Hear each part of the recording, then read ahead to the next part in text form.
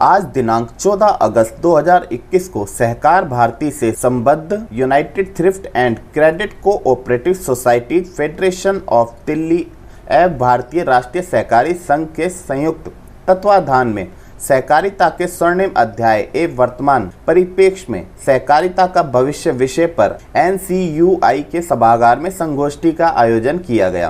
कार्यक्रम में केंद्रीय राज्य मंत्री सहकारिता मंत्रालय के श्रीमान BL वर्मा, भारतीय राष्ट्रीय सहकारी संघ के अध्यक्ष श्रीमान दिलीप भाई संघाड़ी, सर्वोच्च न्यायालय के वरिष्ठ अधिवक्ता श्री गौरीशंकर साई कुमार, सहकार भारती के पूर्व संरक्षक और वर्तमान में रिजर्व बैंक ऑफ इंडिया के निर्देशक श्रीमान सतीश मराठे और MSME की निर्देशक श्रीमती टीना शर्मा उपस्थित रही। कार्यक्रम की अध्यक्षता फेडरेशन के अध्यक्ष श्री सुनील गुप्ता जी के द्वारा की गई। कार्यक्रम में फेडरेशन के अध्यक्ष श्री सुनील गुप्ता ने बताया कि स्वतंत्रता के अमृत महोत्सव वर्ष में सहकारी संस्थाओं के स्वर्णिम अध्याय को जनता के सामने लाए जाने की निमित्त वर्ष भर में अनेक कार्यक्रमों का आयोजन किया जाएगा। कार्यक्रम में दिल्ली की प्रमुख सहकारी संस्थाओं द्वारा नवनिर्मित सहकारिता मंत्रालय के प्रथम केंद्रीय राज्य मंत्री श्री BL वर्मा जी का अभिनंदन किया गया। कार्यक्रम को संबोधित करते हुए श्री BL वर्मा जी ने कहा कि सहकारिता से समृद्धि की परिकल्पना को साकार करने के लिए सहकारिता मंत्रालय गठन किया गया है। सहकारिता और मोदी जी का लक्ष्य एक ही है, सबका साथ, सबका विकास और सबका विश्वास। सहकारिता का ध्येय और लक्ष्य यही है। ग्रामीण क्षेत्र में चलने वाली छोटी छोटी सोसाइटियों के ढांचे को मजबूत करने के लिए सहकारिता मंत्रालय काम करेगा। नई नई तकनीक का सहकारिता में उपयोग लाया जाएगा। सहकारिता में सकारात्मक सोच रखने वालों को लाया जाएगा। सहकारिता की दिशा और दशा बदलने के लिए मंत्रालय कार्य करेगा। कार्यक्रम के अतिथि श्री दिलीप भाई संघाड़ी, अध्यक्ष भारतीय राष्ट्रीय सहकारी संघ, ने संबोधित करते हुए कहा कि सहकारिता मंत्रालय का गठन इस बात का प्रमाण है कि सरकार इसके प्रति संवेदनशील है। देश में 8 लाख सहकारी संस्थाएं हैं। भारतीय सरकार ने 1 लाख करोड़ रुपए सहकारिता क्षेत्र को देने का निर्णय किया है। ऐसे उत्तर प्रदेश राज्य के आप उपाध्यक्ष हैं और आप उत्तर प्रदेश में राज्य मंत्री का दर्जा प्राप्त सिडको के चेयरमैन हैं। मैं आपसे निवेदन करूंगा और आज के जितने भी अतिथि, उनको निवेदन, संस्था के अध्यक्ष जी निवेदन कि आज के कार्यक्रम को विधिवत शुभारंभ करने के लिए दीप प्रज्वलन करें और ये द्वितीय सत्र है इस कार्यक्रम का। और आप सभी अपनी जगह पर खड़े होकर जोरदार तालियों से जब दीप प्रज्वलन हो उसमें सहभागिता दर्ज करें।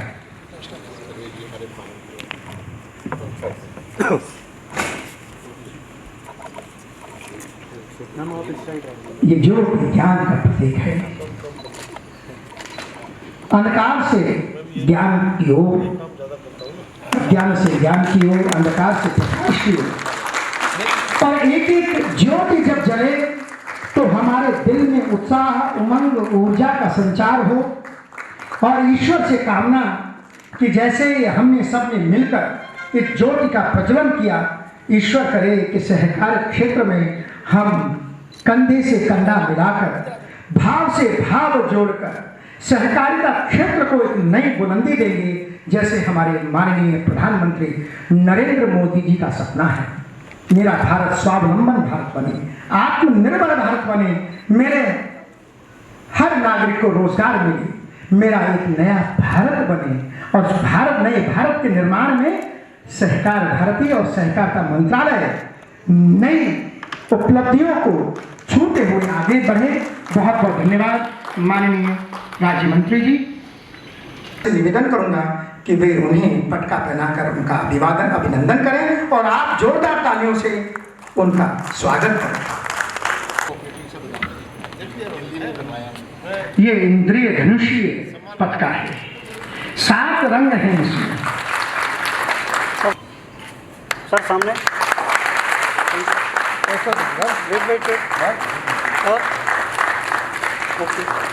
सहकार भारती के दिल्ली प्रदेश के थैंक यू सर। बहुत बहुत चंद्रिका जी सर सामने उधर से। Ram Setu Vrindavan Govardhan. Thank you sir.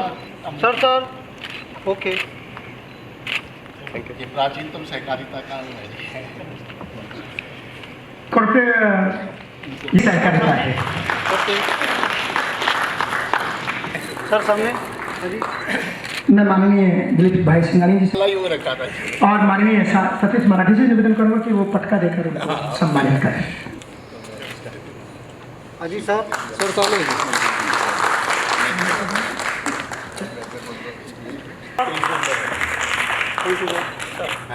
Organic item है जी फूड। 97 अमेंडमेंट संशोधन, उस पर अपना वक्तव्य देने के जो आज के मुख्य वक्ता हैं, जिन्हें हम सभी सुनने आए हैं और माननीय मंत्री जी को बधाई देने मैं आमंत्रित करता हूं कि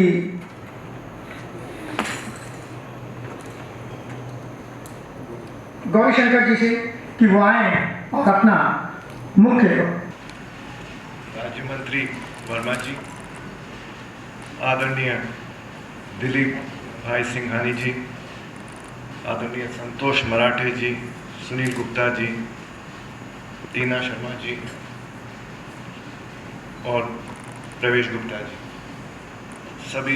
सभी साथी जो आज मेरा हिंदी थोड़ा नहीं, इंग्लिश तो बीच में बोलूँगा बट हिंदी ट्राई करूँगा पूरा। मैं हूँ मद्रास का, कांचीपुरम का, वो भी मद्रास के बीच में, तो कोशिश मैं पूरा हिंदी करूँगा। कहीं क्लचेस चाहिए तो फिर इंग्लिश में आ जाऊँगा, बट कठिन काम है क्योंकि ये कानून का है, जो कानून अंग्रेज़ों ने दे के चले हैं। अभी नई सरकार में, हमें नरेंद्र मोदी जी के सरकार में थोड़ा थोड़ा कानून अभी इंडियन होने वाला है। जब तक इंडियन हो जाएगा जब तक कानून बनाने के लिए पार्लियामेंट को मल्टी स्टेट कोऑपरेटिव्स के क्षेत्र में और अन्य स्टेट गवर्नमेंट, स्टेट लेजिस्लेचर्स को, बाकी कोऑपरेटिव सोसाइटी जो स्टेट के अंदर है, उसके ऊपर कानून बनाने के लिए अमेंडमेंट किया गया था कि उनको कॉन्स्टिट्यूशनल राइट मिले टू मेक लॉस। मैं थोड़ा सा उसमें आगे बात करूंगा, बहुत जल्दी, मैं ज़्यादा टाइम नहीं लूंगा, बट ट्राई करूंगा कि भाई आप लोगों को थोड़ा सा समझ में आए कि हुआ क्या था इसमें। और जब ये चीज़ करते हैं, जब कॉन्स्टिट्यूशनल अमेंडमेंट लाते हैं, उसमें कुछ प्रोसीजर्स फॉलो करने पड़ते हैं। बहुत सिंपल सा चीज़ है। पार्ट 9 भी मतलब 9 होना चाहिए, 9A होना चाहिए। 9 पंचायत के ऊपर था, 9A म्यूनसिपालिटी के ऊपर था।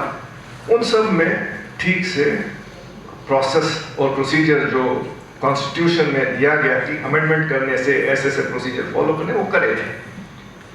एक महीना भी नहीं हुआ और सुप्रीम कोर्ट ने इसको एक जजमेंट दिया, तो इसके ऊपर बेसिकली मेरा कंसंट्रेशन होगा। नॉर्मली क्या होता है, जैसे पहले बातचीत करा था लोगों ने, उस दिन बोला था 2 लोग चले, 2 से 4 बने, 4 से 8 बने, कॉमन पर्पस, कॉमन एक्शन,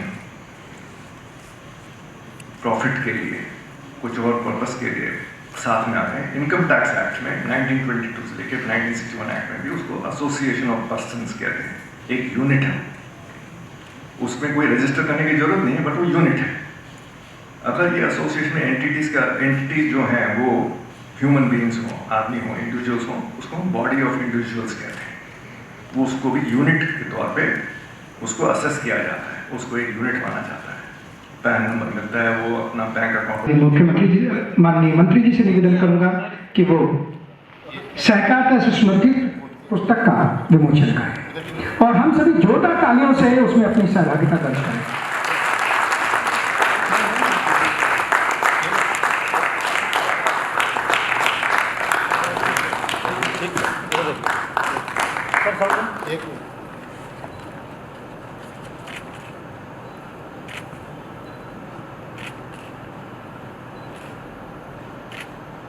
तो उससे भी इस पुस्तक का जो वजन है, जो महत्व है, वो बढ़ रहा है। आज हमें 97 अमेंडमेंट के बारे में और उनके साथ संलग्न कानूनी जो सुविधा है उनके बारे में मार्गदर्शन किया।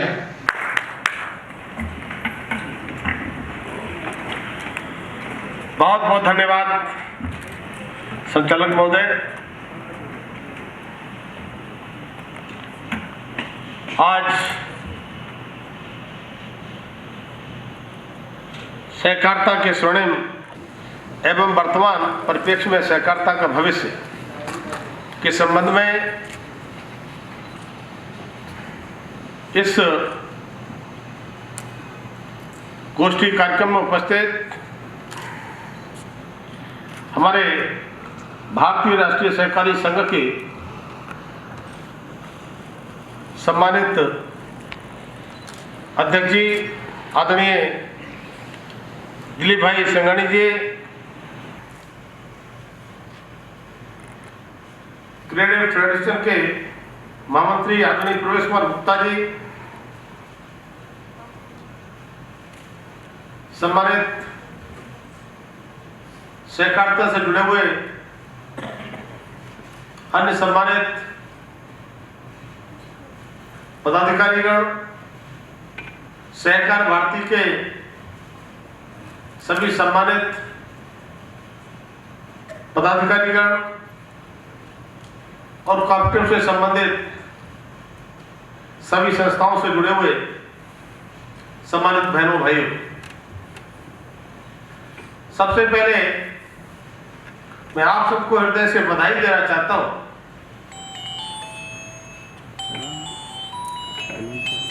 कि आप सबने इस कार्यक्रम में मुझे भी यहां पर आने का अवसर दिया। विशेष तौर से आदरणीय संघानी जी का, जिन्होंने मेरे कल के कार्यक्रम में अपना एक कार्यक्रम था कल, उसमें उनको रहना था, लेकिन संयोग से वो कार्यक्रम नष्ट हो गया और आज के कार्यक्रम में मुझे उन्होंने दोनों को उपस्थित रहने का अवसर मिल गया। सामान्य साथियों, मैं तो कहूंगा कि सहकारिता के क्षेत्र में मैं तो आपके सामने नर्सरी का स्टूडेंट हूं। आप सब बहुत मुझसे सीनियर हैं, लेकिन आप सबके बीच में रहकर सहकारिता के सहभारती के अपने सीनियर्स से कुछ सीख करके आगे मुझे भी बढ़ने का मौका मिलेगा। जहां तक नए मंत्रालय का गठन का सवाल है, तो जैसा कि माननीय अध्यक्ष जी ने कहा, बड़े विस्तार से आपने चर्चा की है और भाई आलोक कुमार जी को बधाई देना चाहता हूं। तो सहकारिता के उद्देश्य हमारा क्या है, सहकारिता से समृद्धि, और बड़े विस्तार से मुझे पढ़ने के लिए, मैंने कहा नर्सरी का स्टूडेंट हूँ, आपने मुझे पाठ्यक्रम भी दिया है।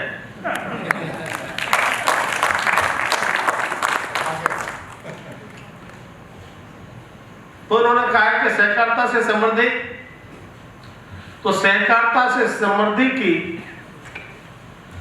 परिकल्पना को साकार करने के लिए ही हम नए मंत्रियों की निकलने वाली हैं, उसकी एक वर्चुअल बैठक थी। इस कारण से मुझे विलंब हुआ, तो मैंने क्षमा मांगना भूल गया था, क्षमा प्रार्थी भी। तो हमारे साथियों, हमने सब जानते हैं कि एक राज्य में जो सहकारी संस्थाएं काम करती हैं, वो राज्य के कानून के अधिकार में होती है, और जिनको हम मल्टी नेशनल सोसाइटी कहते हैं, पर सोसाइटी कहते हैं, वो बहुराज्यीय कहलाती है। तो बहुराज्यीय का संचालन केंद्र सरकार के हाथ में रहता है। हम सहकारिता को मजबूत करने के लिए ग्रामीण अंचल की भी छोटी से छोटी जो सोसाइटी, ग्रामीण सोसाइटियां होती हैं, उन सोसाइटियों को भी कैसे सहकारी समितियों को मजबूत करें, इसकी चिंता ये मंत्रालय करने वाला है।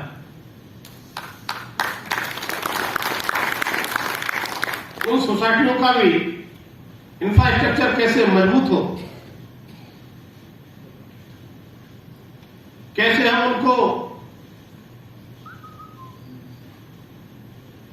भारत सरकार से उनको मजबूत कर सकते हैं, इसकी चिंता भी हमारा मंत्रालय करेगा। ठीक प्रकार से सरकार से मिलने वाला अनुदान भी कैसे हम ग्रामीण अंचल की सोसाइटी तक पहुंचे, इसकी चिंता भी हमारा मंत्रालय करेगा। इतना ही नहीं, जो टेक्नोलॉजी नई नई आ रही है, आज नई नई तकनीक के समय हर क्षेत्र में नई नई टेक्नोलॉजी से काम होता है, लेकिन उस नई टेक्नोलॉजी का प्रयोग भी हमारी सोसाइटियों तक पहुंचे, उसके लिए